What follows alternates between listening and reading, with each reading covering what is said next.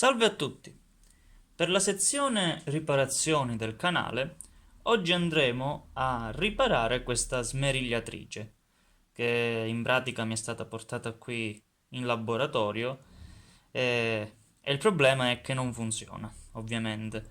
Ho provato a collegarla alla presa, ma non dà segni di vita, quindi c'è qualcosa che non va al suo interno.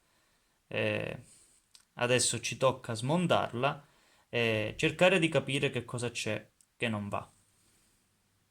Quindi adesso inizio a smontarla e quando poi troverò il difetto, il problema per cui non funziona più, ci rivediamo e cerchiamo di capire come risolverlo.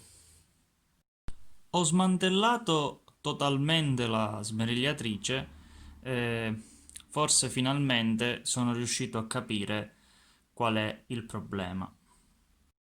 Sembrerebbe che ci sia un'interruzione di continuità eh, all'interno dell'avvolgimento.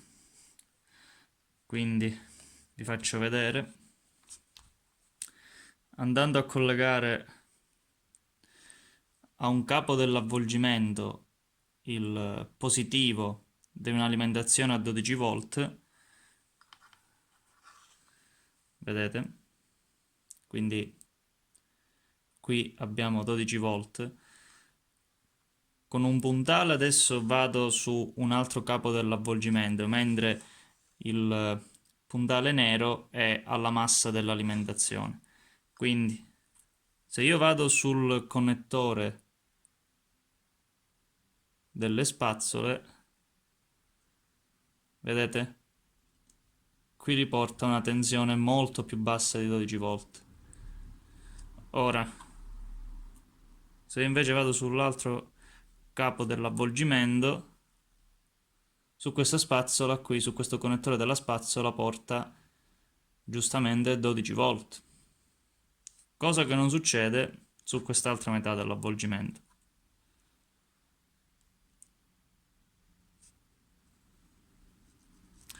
Quindi quando succede questa cosa è un chiaro segnale che l'avvolgimento si è interrotto. Infatti qui, se riuscite a vedere, il, lo statore del motore è diviso in due, cioè questa parte e questa parte ovviamente.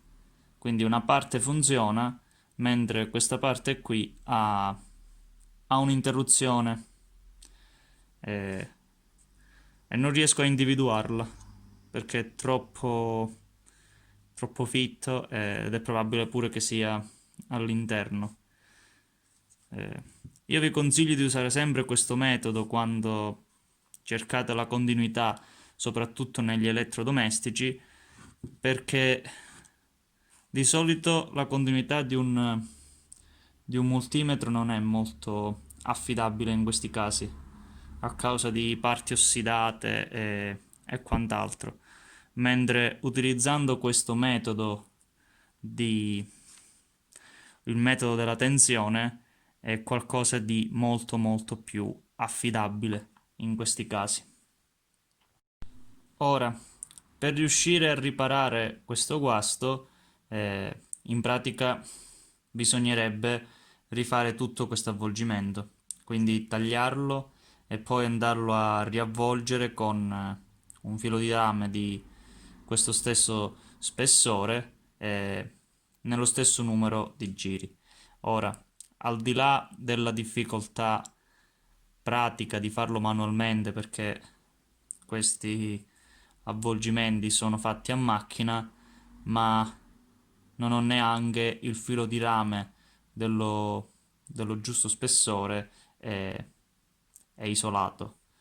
Quindi in questo caso non si può fare nulla per riparare, riparare questo stratore.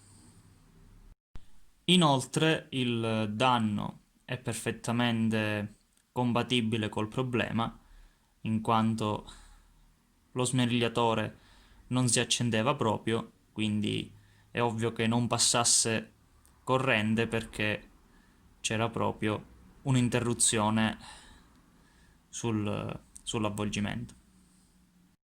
Quindi questa volta il tentativo di riparazione termina con un nulla di fatto. Molto bene, per questo video quindi è tutto. Alla prossima!